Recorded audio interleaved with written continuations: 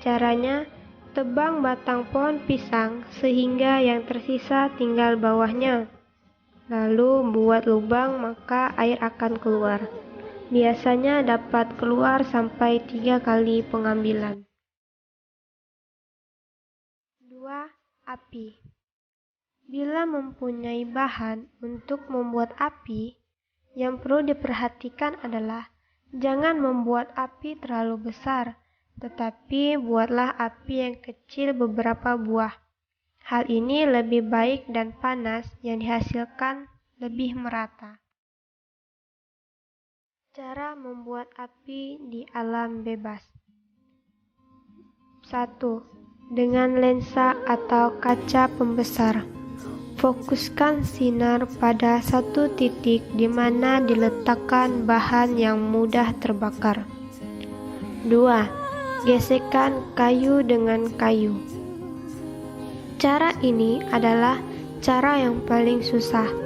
Caranya dengan menggesek-gesekkan 2 buah batang kayu sehingga panas dan kemudian didekatkan bahan penyala sehingga terbakar. 3. Busur dan gurdi. Buatlah busur yang kuat dengan mempergunakan tali sepatu atau parasut.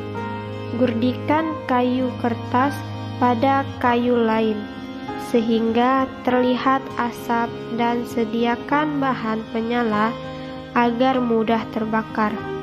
Bahan penyala terbaik adalah kawul terdapat pada dasar kelapa atau daun aren.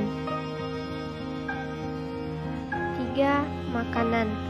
Patokan memilih makanan. Makanan yang dimakan keras juga bisa dimakan manusia.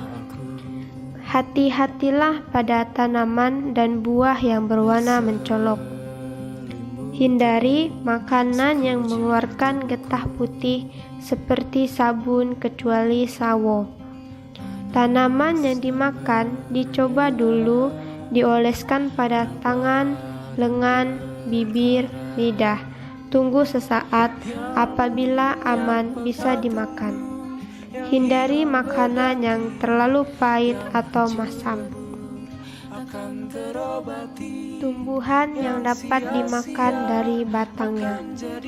Batang pohon pisang putihnya, bambu yang masih muda atau rebung, pakis dalamnya berwarna putih, sagu dalamnya berwarna putih, dan tebu. Tumbuhan yang dapat dimakan dari daunnya, selada air, rasa mala yang masih muda, daun melinjo yang masih muda, dan singkong.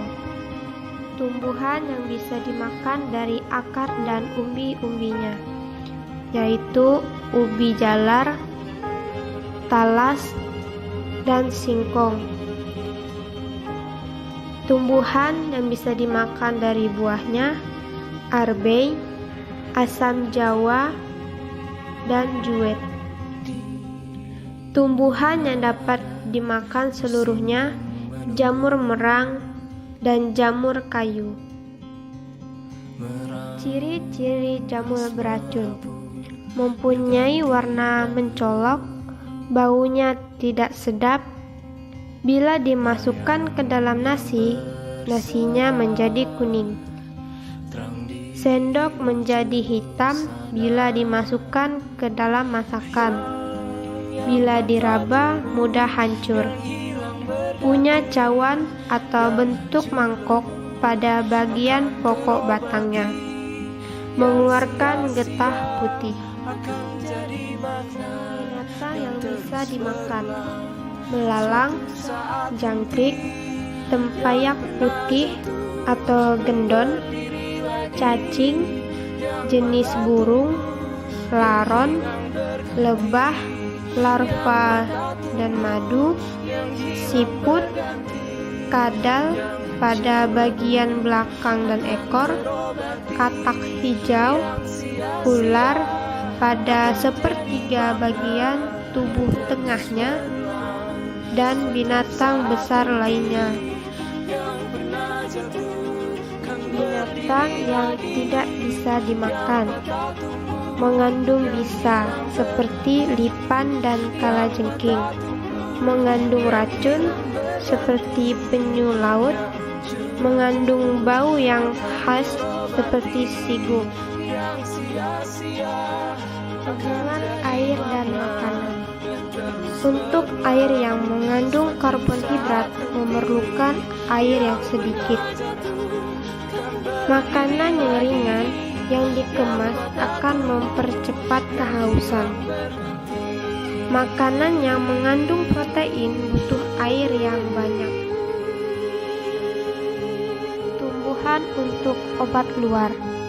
Getah pohon melinjo untuk menghilangkan bengkak. Gosokkan getah pada bagian tubuh. Biarkan selama 24 jam. Bersihkan dengan minyak kelapa, kemudian kompres dengan air hangat jika terkilir.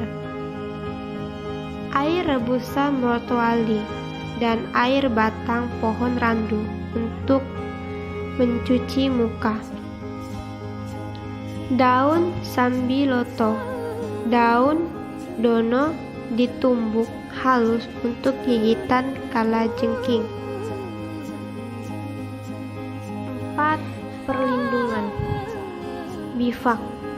Bivak yaitu suatu tempat di mana kita bisa berlindung yang sifatnya sementara atau darurat.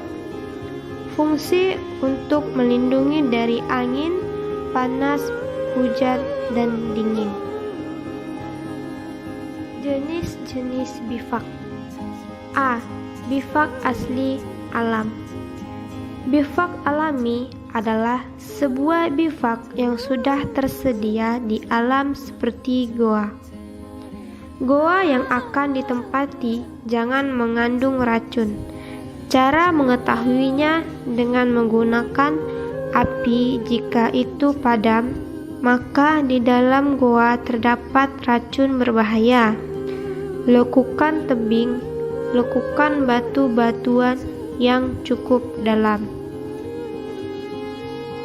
B. Bivak buatan dari alam.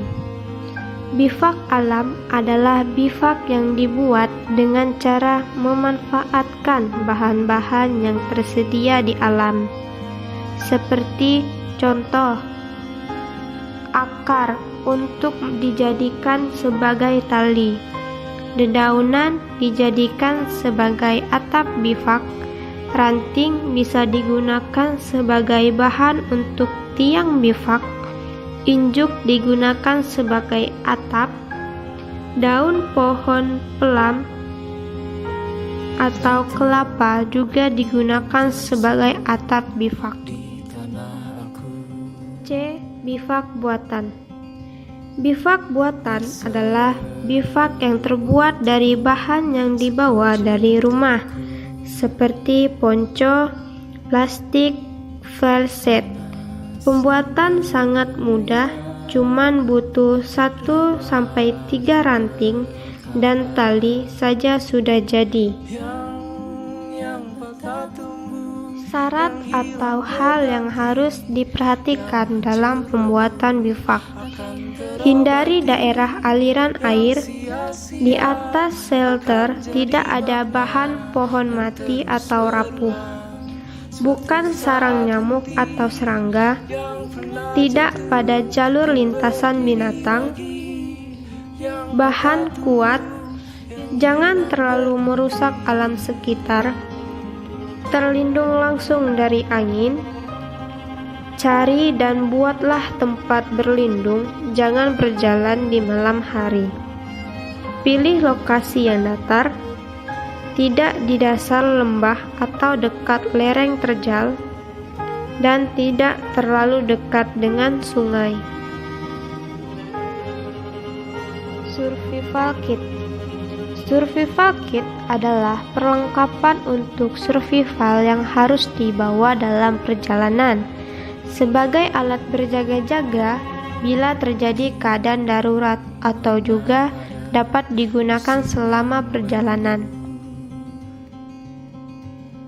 Beberapa alat survival kit adalah mata pancing atau kait, pisau atau sangkur, tali kecil, senter, cermin suryakarta, cermin kecil, peluit, korek api yang disimpan dalam tempat kedap air, tablet garam, norit,